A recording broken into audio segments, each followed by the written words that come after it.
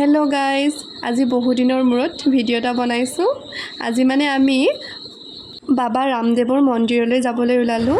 আমি এখন টেম্পু ভাড়া কৰিলোঁ। টেম্পুখনত আমি সকলো মানে আমাৰ হোষ্টেলৰ যিমানবোৰ ছোৱালী আছিলে গোটেইবোৰ গৈছিলোঁ।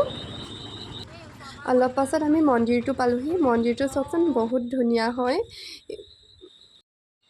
এই মন্দিৰটো মহাৰাজা শ্ৰী গংগা সিংজীয়ে প্ৰতিষ্ঠা কৰিছিল। এই ঠাইখন ৰামদেৱৰ জিৰণি ঠাই আছিল। তাৰপিছতে এই ঠাইখনত মন্দিৰটো প্ৰতিষ্ঠা কৰা হৈছিল।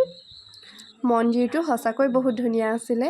আমি সকলোৱে একেলগে গ'লোঁ, প্ৰাৰ্থনা কৰিলোঁ ভগৱানক যে আমাৰ আহিবলগীয়া দিনবোৰ সকলোৰে ভাল হওক, বেমাৰ আজাৰৰ পৰা আঁতৰত থাকোঁ, পঢ়া শুনাত মন বহে।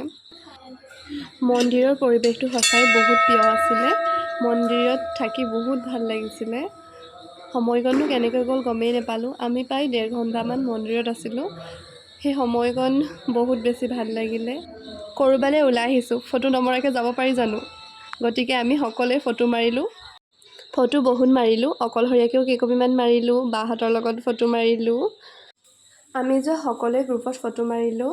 এয়া আছিল মন্দিৰৰ সন্ধিয়াৰ পৰিৱেশ, চাওকচোন। মন্দিৰৰ পৰা ঘূৰি আহিবলৈ মন যোৱা নাছিলেও যদিও আহিবলগীয়া হ'ল। আজিলৈ ভিডিঅ'টো ইমানেই।